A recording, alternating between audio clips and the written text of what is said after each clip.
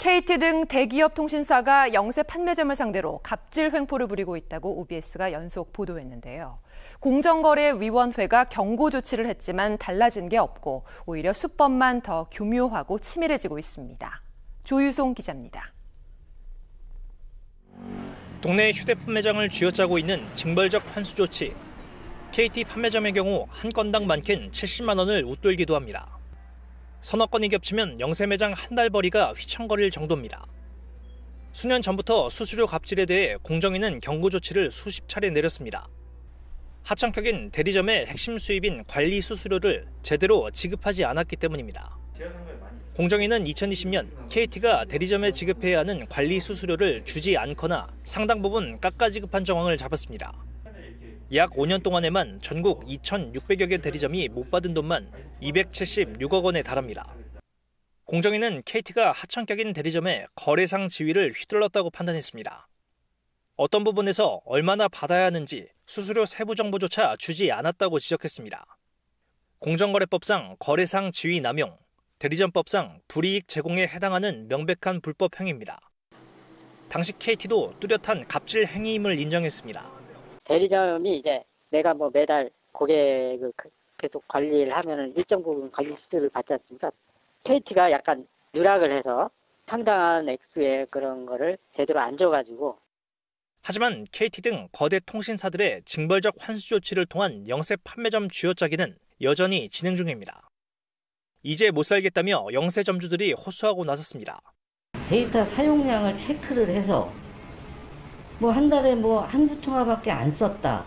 그러면은 저희한테 줬던 수수료를 환수해 가는 거예요. 진짜 이런 갑질 중에 갑질이 어디 있겠습니까? 표면상 갑질 주체가 통신사에서 대리점으로 바뀌었을 뿐 이런저런 명목을 억지로 갖다 붙인 영세 판매점을 상대한 이른바 삥뜯기는 계속되고 있습니다. OBS 뉴스 조유송입니다. 네, 이 이슈를 집중 취재 중인 조유송 기자와 이야기 더 나눠봅니다. 앞서 리포트에서 보셨습니다만 실적이 부진하면 좀 체근할 수 있겠지만 정도가 지나칩니다. 적절한 용어가 아닙니다만 깡패 환수, 삥뜯기란 말이 좀 과격한 단어이긴 하지만 그냥 나온 것 같지는 않습니다. 개통 고객이 부가 서비스를 안 쓰거나 통화량이 적으면 무조건 돈을 토해내야 합니다.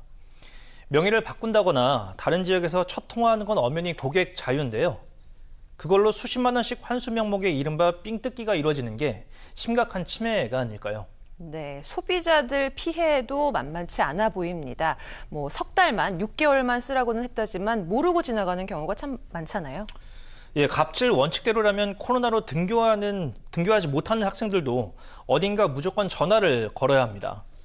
받는 통화가 많은 어르신들 역시 통화 발신 압박에 시달릴 수밖에 없는 거죠. 그럼 만만한 게 판매점이라고 직원들만 이리 치이고 저리 치이는 꼴입니다. 판매점들은 중간중간 고객들이 통화하는지까지 체크해야 하는 가웬일에 시달립니다. 그러면 우리가 손님이 전화 통화하는지 안 하는지를 계속 체크를 해야 되냐. 그렇잖아요. 그걸 저희가 맨날 왜 체크를 해야 되는지 저희는 사실 판매하고 끄셔야지 되는 건데 정말 이해가 안 가는 거예요.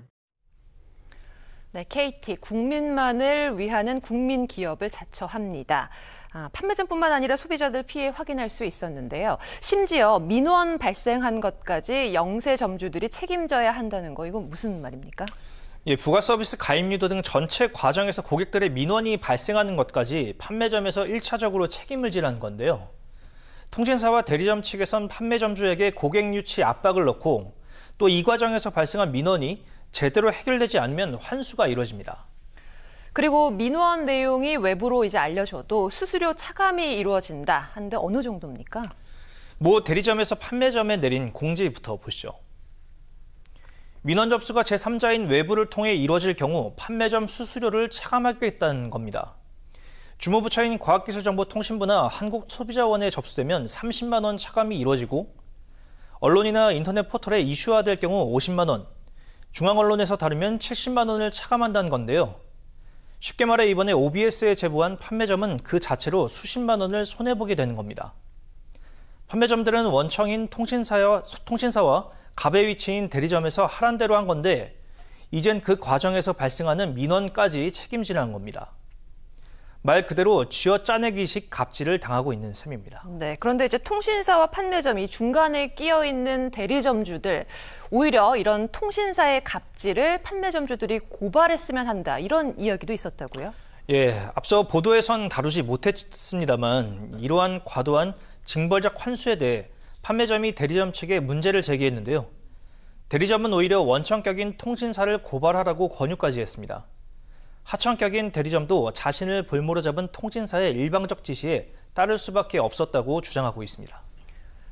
거대 통신사들의 갑질 문제 끊이지 않고 있습니다. 이 문제가 좀 해결될 수 있도록 저희 OBS가 끝까지 지켜보도록 하겠습니다. 조유성 기자와 함께했습니다.